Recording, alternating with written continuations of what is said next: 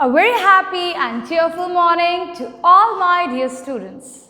I hope you all are fine at home and taking care of your health. So, we are back with our social studies class. And as you remember, in the last class, we had started chapter number 4 in geography, that is maps and globes. Okay, so in this, see, we studied about what are maps, what is globe, right? We studied about atlas. What is an atlas? It is a book of maps. Now see, this is an atlas. Can you see? There are huge maps in it. Okay, so there are a variety of maps you will see. So all these maps show different things.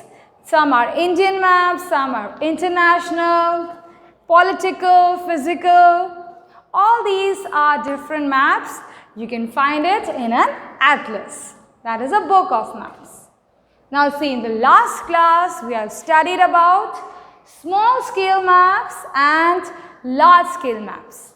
Okay, this we have studied. Then we saw the map of Mumbai. Okay, once again I will show you. See, this is the map of Mumbai. It is there in your textbook. Okay, just look at it carefully.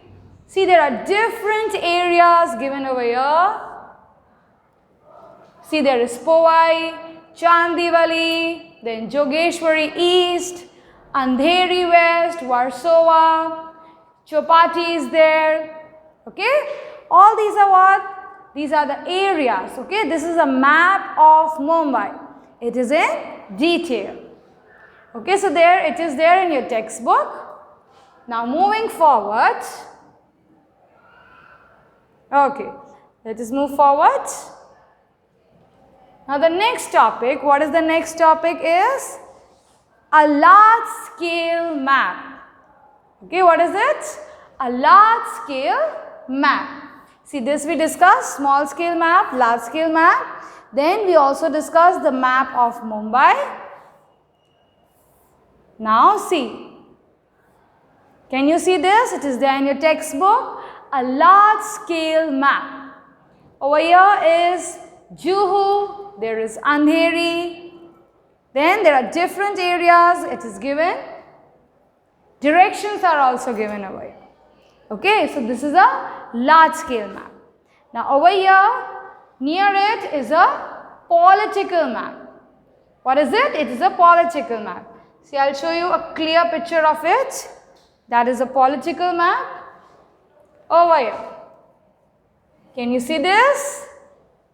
Okay, so this is a political map and it is of India.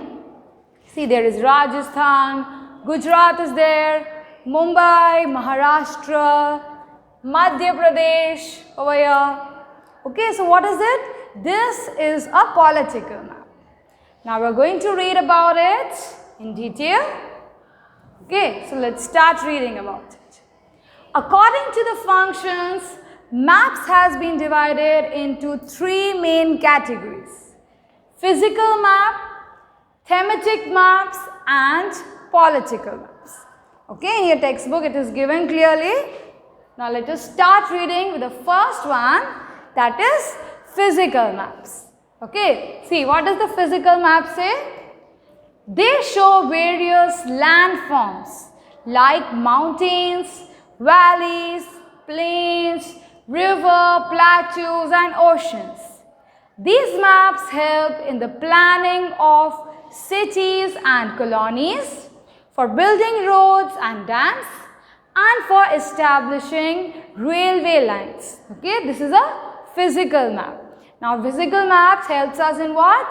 In planning to make dams, to build roads, okay, buildings, colonies. So, with the help of physical map, we can make all this. Now, I'll show you the physical map. See, this is a physical map. Okay, with the help of this, we can make dams, we can make roads, colonies. It shows the mountains, the hilly areas, all this it shows. Over here it is. Okay? This is the physical map. Now moving on to the next map, that is a political map. Now what is a political map? These maps show countries, states, capitals and important cities and towns. These maps help in the study of different type of cultural, historical and economical activities. Now see, talking about the political map, it shows us what? It shows the whole countries, states, capitals and even the most important cities and towns. Now see, the most important city of Maharashtra, it is Mumbai, right? So this way they show all the main important cities and the town areas. Then these maps also help in the study of cultural, historical and economical activities. Is it clear? This is the political map. See, once again I will show you the political map. Over here, this is your political map. Okay, see, for example, if we take off Gujarat, this is Gujarat. Now they have mentioned clearly the main important cities. There is Ahmedabad, there is Gandhinagar, Rajkot, Surat also, right? In the same way, if we talk about Madhya Pradesh, so they have shown Bhopal, Indore, Jabalpur. These are the important cities. Okay? Now Maharashtra also, there is Mumbai, there is Pune, Nashik. So all this it shows. Is it clear? Okay. Now moving forward to the third one, that is thematic maps. Okay, thematic maps. These maps focus on a particular feature like climate, agriculture, rainfall, population, distribution, minerals and industries. Every thematic map has a title according to the information given on the map. See, it is a particular feature. It shows what? A particular feature. For example, if we talk about the climate. Okay, see, I want to study about the climate of India. So, I will choose the climate of India. I will choose that map. So, the map will show me only about the places, that is where it is rainy, okay, where there is rainfall, where it is cold. This way it will clearly show us. Similarly, agriculture. Which kind of crops are produced in which state? So, all this we will be able to study through a thematic map. Okay. Now, moving on to the next. See. Okay, the next one is the thematic map, as you can see in the picture. Okay, the picture, it is clearly given in your textbook itself at page number 140. Okay, see, this is a thematic map. Thematic map, India, annual rainfall. It shows what? It shows rainfall. Okay. Now moving on to the components of a map. What are the components of a map? See, the three main components of a map are distance, direction and conventional signs or symbols. Okay, distance, direction and conventional signs or symbols. Now let's read. The space between two places is called distance. Naturally, what is distance? The space between two places. In our country, India, the system used to measure it. Okay, what? The distance. To measure the distance, okay, is called the metric system. Okay, in India, what do we call it? The metric system. Now, according to it, long distances are measured in kilometers and the short in meters. Okay, the long distances, they are measured in kilometers and the short distances in meters. The distance shown on a map between any two points is measured in centimeters. Okay, the distance shown, the points, between the points, that is measured in centimeters.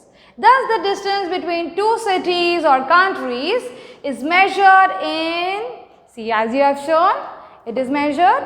Okay, it is measured in inches or centimeter on the map. The distance between states and the countries, either in inches or centimeters. And then related to the road distance between those are found on the earth. Okay, and the distance around it, that is the distance between places, that is also found on the earth. Now moving on, when the distance between any two places on a map is measured along a straight line. Okay, if it is measured along a straight line, it is called, please underline over here, in the textbook it is called the map distance. If it is measured in a straight line. Then, when the distance between the same two places is measured on the ground. See, if it is measured on straight line, what it is written? Clearly it is written, it is called map distance. But if it is measured on the ground, ground पे अगर हम उसे measure करते हैं, they are known as ground distance. Okay, straight line and ground. The ratio between the map distance and ground distance is known as the scale of the map. Okay, the ratio of it is known as scale of the map. Suppose the scale of a map is 1 centimeter and ratio 10 kilometer. See, 1 centimeter ratio 10 kilometer. It means that a distance of 1 centimeter between the points on the map is equal to the distance of 10 kilometers between the same two places of the ground. Okay, see, 1 centimeter is what? Between the points. And talking about the 10 kilometers, it is the distance between two places. Okay, is it clear? I think we'll keep it till here only, right? And in the next class, we will start with the next topic. So till that, God bless you all. Goodbye.